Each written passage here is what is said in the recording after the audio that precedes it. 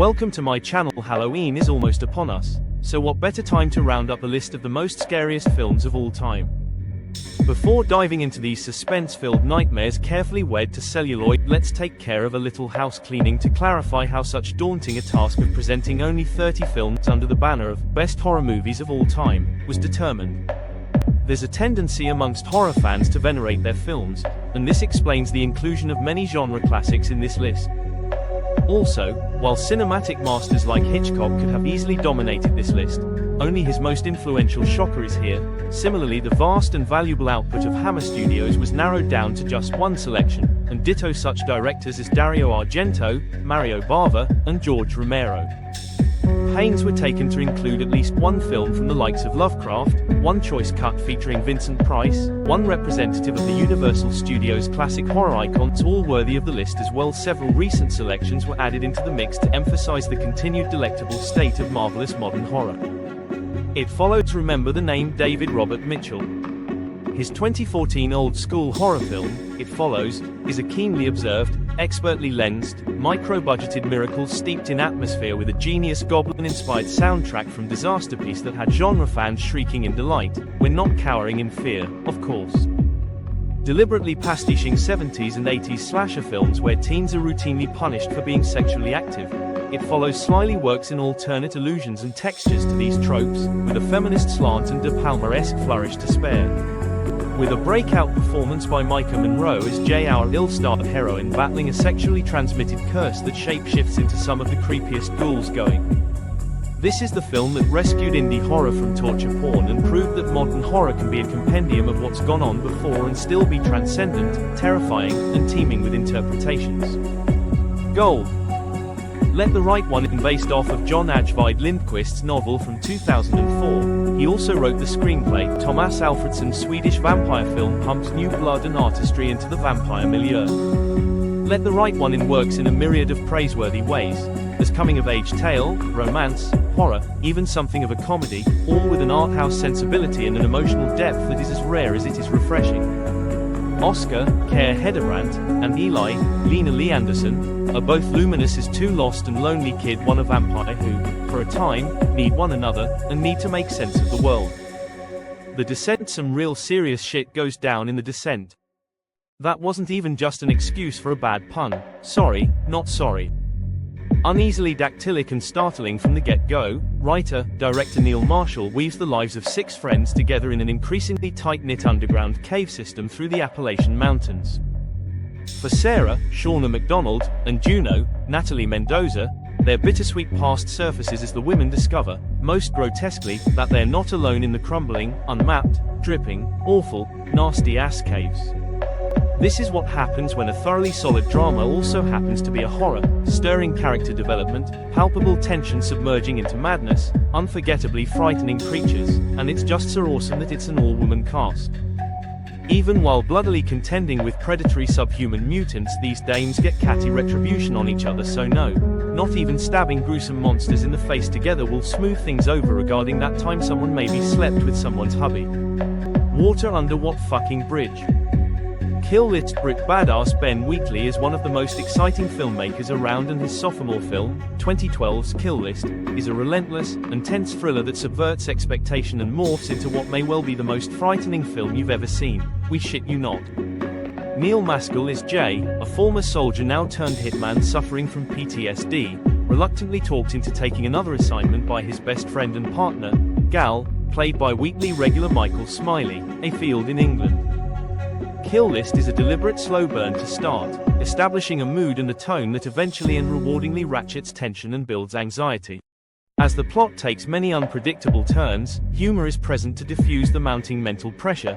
Wheatley works the audience, making us anxious, uneasy, and on edge. The last half hour is all edge-of-your-seat suspense, and the final scene is as unforgettable as it is disturbing and, ultimately, inexorable.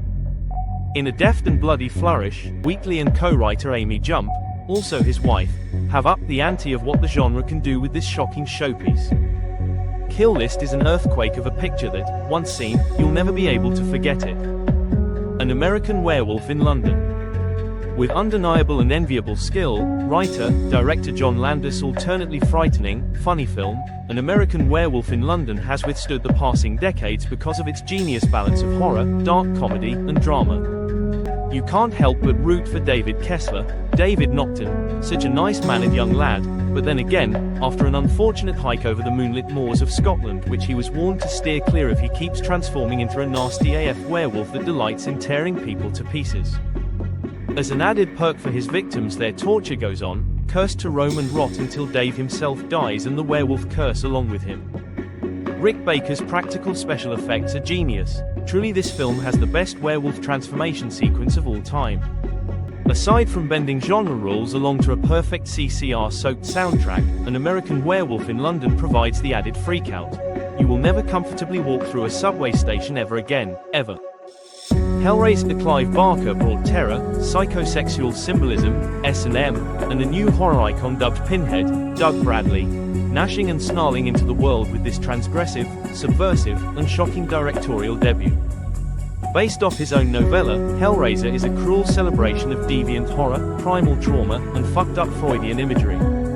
Barker's Cenobites, extra-dimensional beings summoned via sex magic, with a predilection for pleasure through pain, led by the aforementioned Pinhead combined with surreal imagery that jump-started a series of spin-offs and sequels that are still subjugating fans far and wide. And back in 1987, Stephen King famously dubbed him the future face of horror. Hellraiser also succeeds as a startling satire of Marquis de Sade's explicit proclivity and fetish, as well as being a great example of 1980s horror done right. As Pinhead proudly proclaims, "We have so much to show you." Nosferatu the Vampire, Werner Herzog's redaction of F.W. Murnau's 1922 German silent horror classic, is a mesmerizing mindfuck with a terrifying Klaus Kinski in the titular role. With touches of the surreal and some deliberate deviations from the familiar Bram Stoker tale of Dracula and his relocation to a more settled estate, Herzog's vision is frequently apocalyptic and more macabre than you might expect.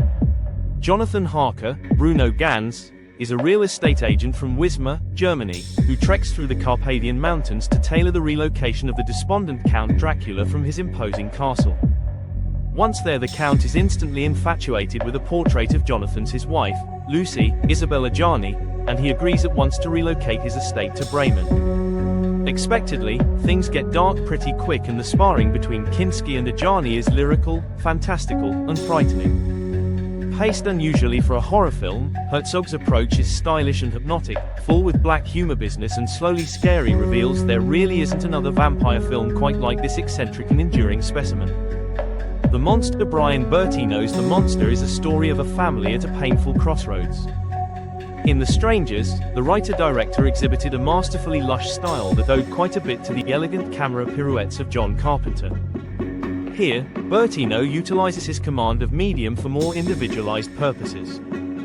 By the time that The Monster reveals itself to be a horror film, we're so engrossed in Kathy, Zoe Kazan, and Lizzie's, Ella Valentini, pain that the arrival of the titular menace will strike most viewers as an authentic violation of normality, rather than as a ghoul arriving on demand per the dictates of the screenplay.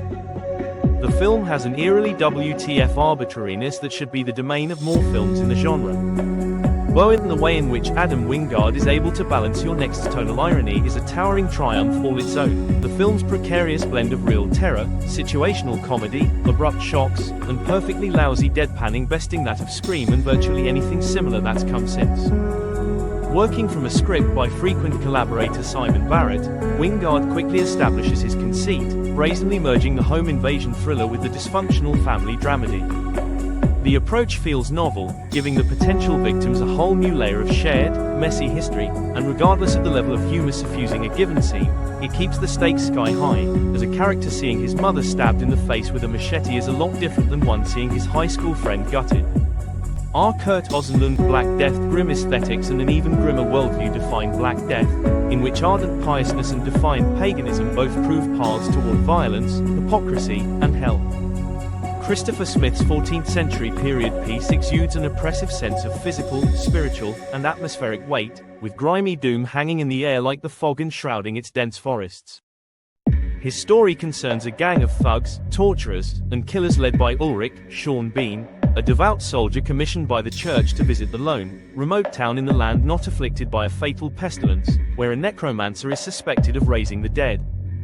Watch out for more in the next video. Kindly like and subscribe.